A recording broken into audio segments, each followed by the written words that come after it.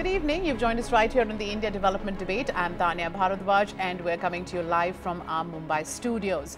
Priyanka Gandhi has hit the ground running quite literally. The newly appointed Congress General Secretary today officially launched the party's election campaign in Uttar Pradesh, a state that sends maximum number of MPs to the Lok Sabha. Flanked by Congress chief and her brother Rahul Gandhi and senior party leader Jyotiraditya Scindia, Priyanka made a bold statement to party cadres in the BJP that it is too early to write off India's grand old party. In a way, her roadshow in Lucknow is also a message to the SP-BSP combine, which gave a cold shoulder, remember, to the Congress. Even as a saffron camp plays down the Priyanka Factor, a re-energized Rahul Gandhi says that the Congress will play on the front foot in the crucial state. A decent show in UP is critical for Congress that's looking to dislodge the Narendra Modi government in alliance with like-minded parties. In the 2014 general election, the party got, remember, just 2 seats, while in the last assembly polls, its tally was as low as 7 seats. The Priyanka Factor and how it can change the fortunes of the Congress party in Uttar Pradesh and the general election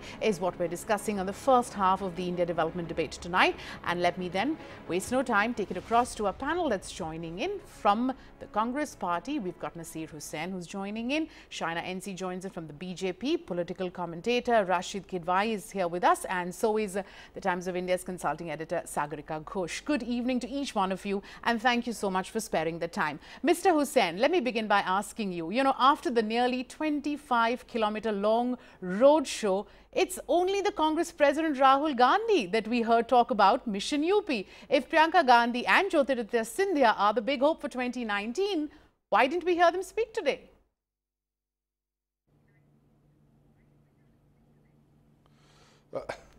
I think there will be a lot more for the people of Uttar Pradesh, for the voters of Uttar Pradesh, and also for the people in the rest of the country to hear from Priyanka Gandhi ji and Jyotiraditya Scindia ji in the days to come.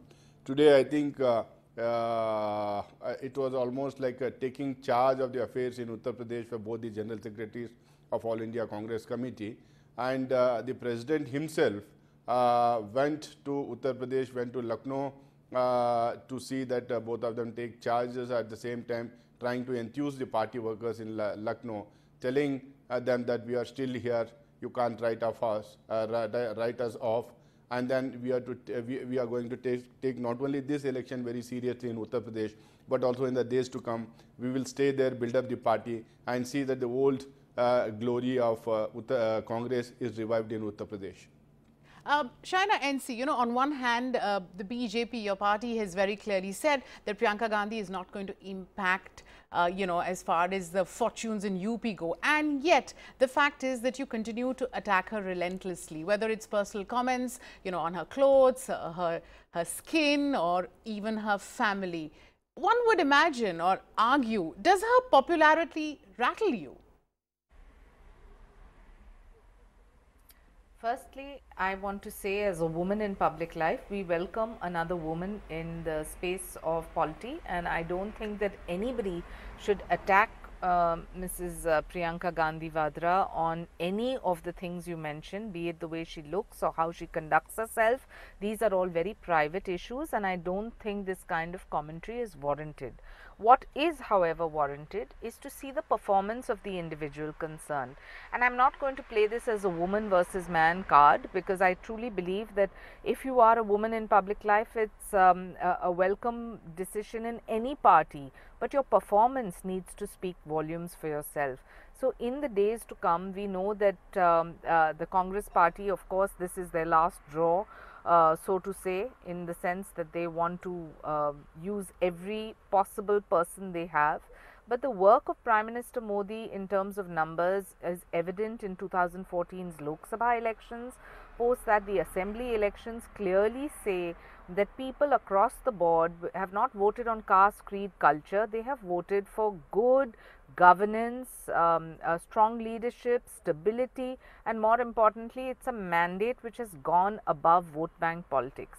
So if they are here to perform, of course you will succeed. If not, it is for the people of this great country of ours to decide.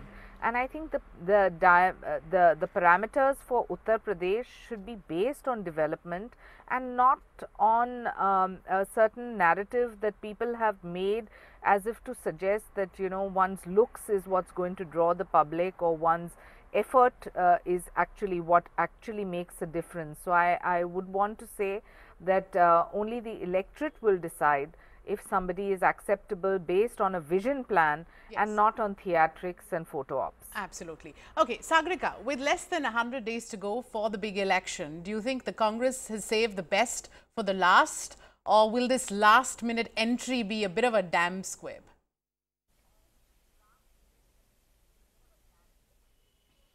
Well, Tanya, it was effective political choreography for the television camera by the Congress party.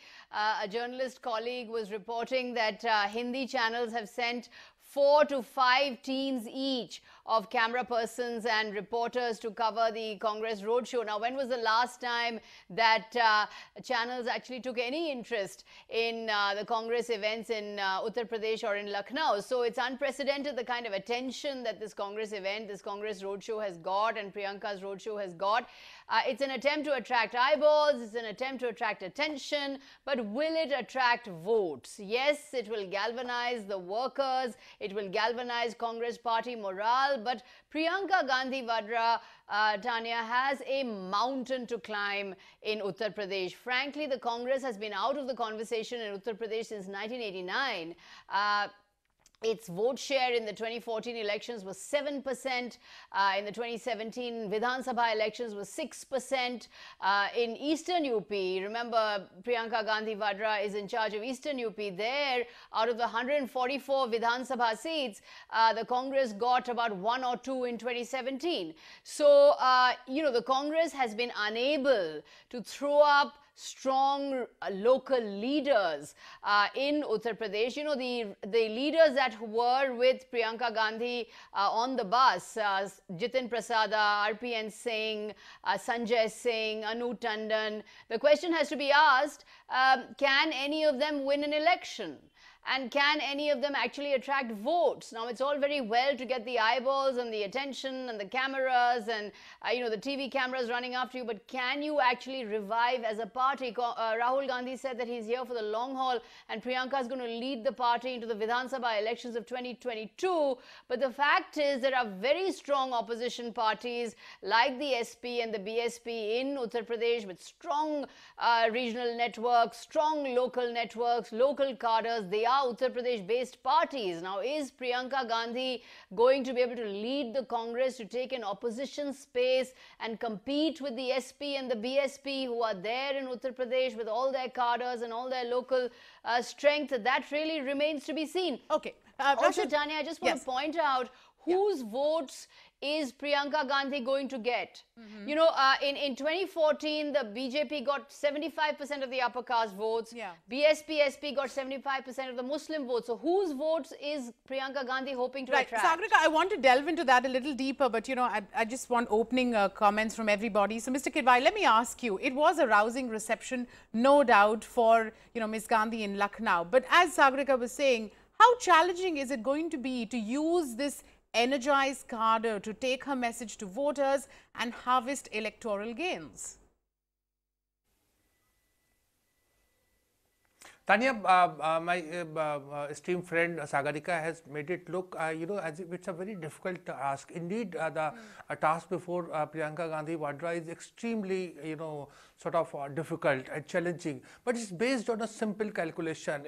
If people of Uttar Pradesh are fed up with, you know, majority of MLAs who won assembly elections and with majority of MPs who won 2014 Lok Sabha elections, then obviously the Congress is positioning itself as a candidate, as someone to, you know, worth looking at. The kind of response that Priyanka Gandhi got, Sagarika mentioned about TV channel, 4-5 units. Why were these 4-5 units there? They were there because there is a huge element of curiosity.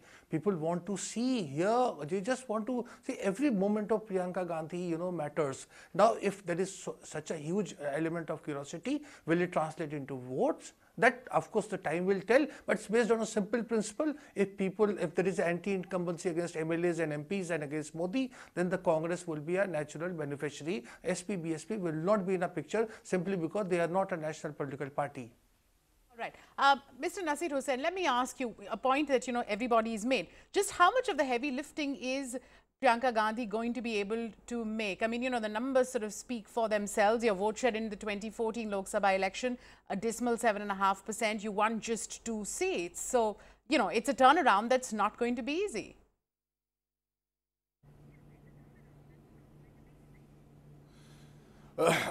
See, I know it is not easy for Congress party to hype its ante in Uttar Pradesh. We are in a back foot in Uttar Pradesh for the past several years. We have been out of power in Uttar Pradesh for so many decades. Post Mandal, there have been so many developments. The politics of Uttar Pradesh have changed over a period of time. I know we have to get into these nitty-gritties of UP politics, not nitty-gritties of the Indian politics. UP politics, I think we need to get into it. When you talk about 2014, I think you should also look at 2009, you should also look at 2004 in Uttar Pradesh. We had about 22 seats in 2009, we had about 10-12 seats in 2004.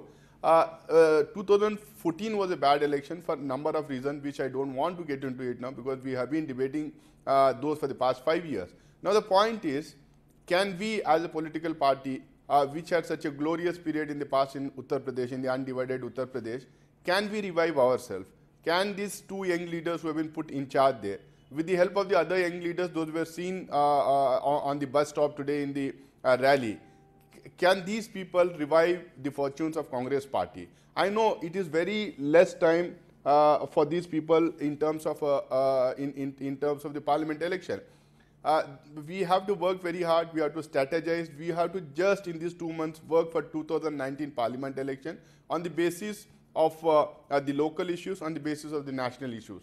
Both, we feel both at the national level, the BJP has failed tremendously. There are n number of issues which we can debate in the later part of this show. Then we have local issues, especially the law and order. Mr. Yogi Adityanath has failed so badly that he lost his own seat and lost all the by-elections that were there after the assembly elections in Uttar Pradesh. So these are all the issues which I think Congress is looking at very seriously, very closely, and we have our strategies to maximize whatever we can do in 2019 election and keep the tempo going till the next assembly election so that we get back to our old glory by the time the next election arrives. Next assembly elections are there in Uttar Pradesh. Okay. Shaina NC, it's a state where the Congress was arguably the weakest, suddenly looks rejuvenated. Besides the SP-BSP alliance, it's seeming now like you'll have another challenger. How is the BJP, bracing for this fight? How are you evaluating your prospects in UP? Firstly, crowd doesn't always translate into votes, and more importantly, when you have a kind of a try of show of strength where you get cadre from all across the state, it's a one-off. Having said that, I think every party is entitled to their own political strategy, and as is with the opposition too.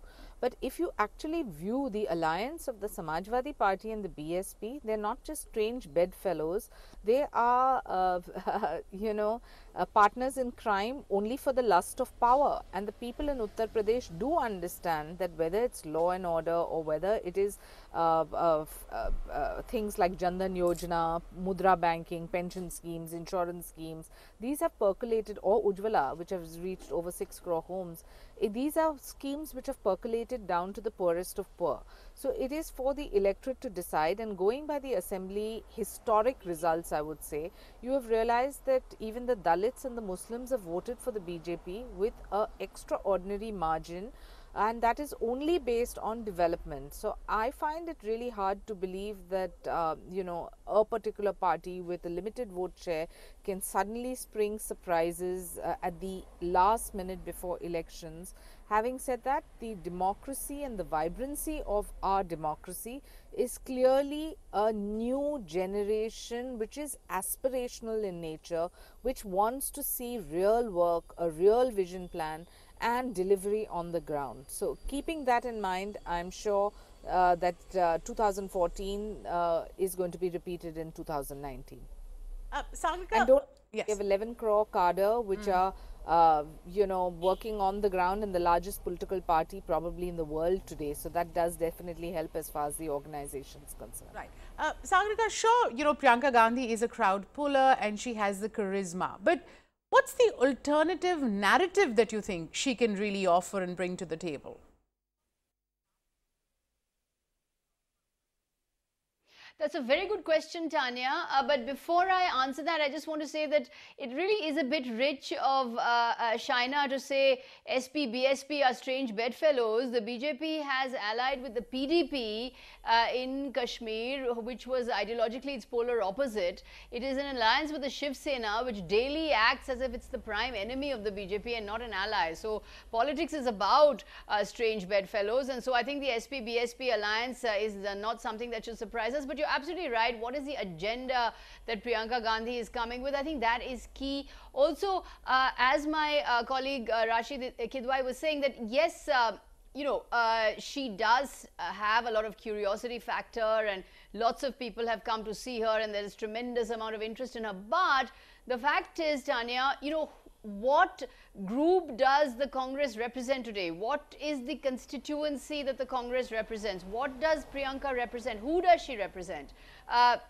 If there is a three-cornered contest between the BJP, BSP, SP and the Congress, then whose votes is Priyanka Gandhi-led Congress going to cut? Is it going to cut into the Muslim? Is she going to cut into the Muslim votes? Is she going to cut into the upper caste votes? You know, as I was saying, 75% of the upper caste votes in 2014 went to the BJP. 75% of the Muslim vote in 2014 went to SP-BSP. So whose vote share is the Congress going to cut?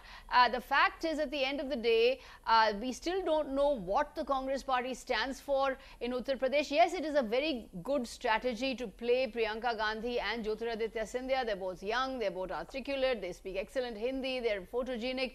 And the youth age group, that is the youth demographic, the 18 to 25 years old people, is a demographic that the Congress has been missing out on. That is a group that is very attracted to Mr. Modi and Mr. Modi's Digital India and all his schemes for the youth. So Mr. Modi has a good strike rate among the youth. So to play two youth leaders and articulate photogenic leaders is good strategy. But the question really is, who does the Congress represent? What constituency does the Congress represent? And is the Congress going to cut votes of the BSP, SP or of the BJP? That remains to be seen. Also, for now, we haven't heard Priyanka Gandhi, so we don't know exactly what kind of agenda she's going to bring to the table. Right. Rashid Kidwai, let me ask you, you know, she seems more of the natural politician compared to her brother. Could she overshadow Rahul Gandhi? And if that were to happen, is that necessarily a bad thing? I think this is where the Congress is slightly weak, because there is a lot of perceived notions of hierarchy. And if you look at today's roadshow, also a conscious attempt was made. Priyanka didn't speak, Jyotiraditya Scindia didn't speak, only Rahul did the talking. Now this is something that is the Congress must understand. This is not an issue that's between the Congress party and its leaders. The Congress for 2019 has to get voters, that middle class that Sagarika was pointing. You see, the Congress has to develop its own identity, which will will target middle class. Now, what Shaina was saying, that all about that Vadra and Ujjwala and all, I have no problems with that. But the voters in Rajasthan, Madhya Pradesh, Chhattisgarh, have very handsomely rejected that all kind of arguments. So, if there is a kind of, so to say, undercurrent against Narendra Modi government or against sitting MLAs of Uttar Pradesh and MPs, then the Congress will be automatically a beneficiary, because the Congress has a national agenda, and Priyanka Gandhi represents hope. I mean, what was the great deal about Narendra Modi's agenda for 2014? He won largely because he represented hope. Now Priyanka Gandhi is coming in that, and there would be all kind of spontaneity and one-liners. A lot of things will come in. The voter in India is basically they just either vote for somebody or vote against. 50% and more times it is the the voter vote against somebody. Now this is something that the BJP has to take a very serious note of. Well, I'm afraid I have time for just one last question. And so, Sagarika, I want to give it, to you, because I don't want to sort of have the politicians weigh in on this. And that is the Robert Vadra factor. Many believe that, he could be the Achilles heel, so to speak, for Priyanka Gandhi. How are you viewing it?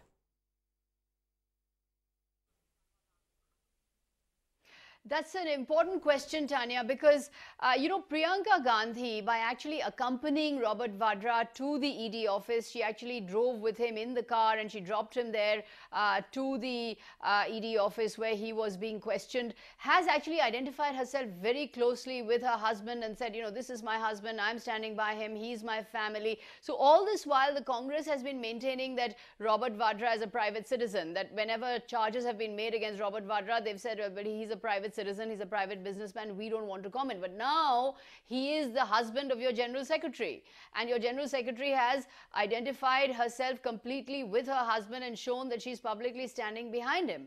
Now, even today, just as the roadshow was going on in Lucknow, we saw that Mr. Vadra was actually appearing in the Bikaner land case along with his mother. He was actually, in fact, answering the summons of the court over there. So, there is no doubt that the BJP is going to go all out, guns blazing against Robert Vadra. And I think by identifying herself so closely, by standing by him, by actually going to the ED office and dropping him off and saying, I'm with him, Priyanka Gandhi's taken a huge risk. She's taken a gamble. She has said that, she's not going to be apologetic. She's not going to say this is his private matter. She's identified with him. So now it really is, a flank that she has opened for the BJP to attack. And I believe that it's going to be something that the BJP is going to seize on because of the fact that now the Congress can no longer say these are private matters of Robert Vadra. Yeah. They are in fact now very much identified with their newly appointed General Secretary. All right, Sagarika. In fact, I'm going to thank each one of you, Nasir Hussain, Shaina, NC, Rashid, Kidwai and Sagarika Ghosh. Thank you so much for taking the time out for this installment of the India Development Debate. We'll take a quick break and come right back.